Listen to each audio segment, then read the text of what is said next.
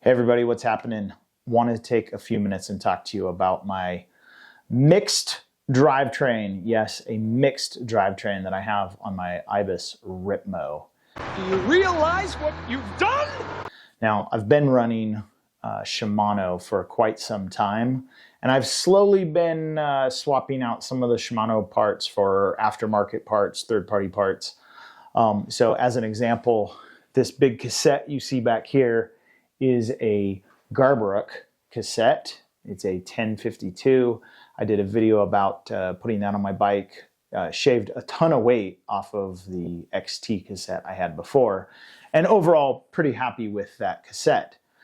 Now the other thing I swapped out was my front wolf tooth ring. I went from a 28 tooth Shimano to a 30 tooth wolf tooth ring. This is a drop stop ring from Wolf Tooth, and it is a Shimano ring.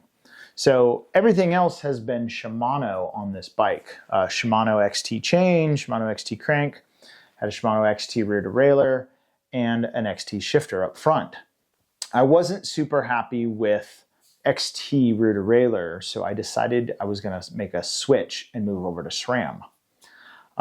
So I put this X01 SRAM 12-speed rear derailleur on the bike and bought an X01 shifter at the same time. But when I was doing the swap, before I pulled the XT shifter off the bike, I decided to try and just leave it on and see what it would do. So now I have an X01 rear derailleur and a Shimano XT shifter. It will never work.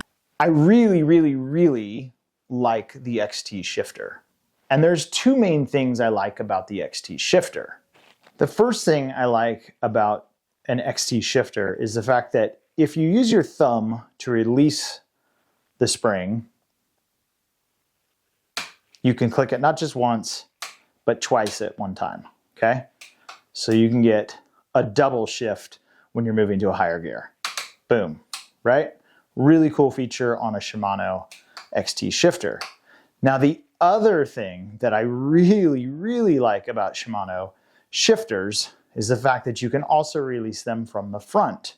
So I often like to ride kind of with my hands resting when I'm kind of just doing a pedally section of trail.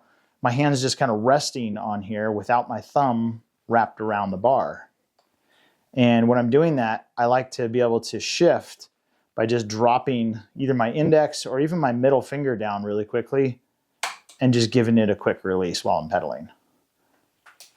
And so the fact that you can release this trigger either direction is a huge advantage, in my opinion, over SRAM. But when we get back to the rear derailleur, I think SRAM has a substantially better rear derailleur. Now first, this thing just plain shifts better than Shimano does, at least better than XT. So this is an X01, and it just shifts more clean than the XT ever did. Now, some of that may be attributed to the maintenance on the clutch of a Shimano XT. Those clutches do require maintenance. They're quite frankly a lot of maintenance, a lot more maintenance than I'd like to put into a rear derailleur. Now, the other one feature, and this is as small as this may seem, this is a very huge feature that SRAM derailleurs have that Shimano doesn't, and that's the ability to lock the cage down like that. So you can have slack chain when you want to remove the rear wheel, take the chain on and off, whatever it is. The fact that this rear cage will lock out of place with that button is a very cool feature. I don't know why Shimano doesn't have that still. It's a little frustrating, but that alone is a huge feature of this XO rear derailleur. Okay, I just went through why I like Shimano for the shifter. I think it's a superior shifter and a better design. And why I think the SRAM rear derailleur is better than Shimano's rear derailleur. Now the beauty is that the spacing and indexing, whatever, with these two seems to be completely compatible. This thing shifts fantastic. I've had zero problems with it. It shifts honestly better than I've ever had a 12-speed drivetrain shift. I really have no issues with it. It shifts really decent under load. It shifts every gear perfectly. I can grab 2 gears at a time, 3 gears at a time, whatever. It's a great drivetrain. So I think gone are the days with 12-speed where you had to have a shifter that was the same brand as your rear derailleur.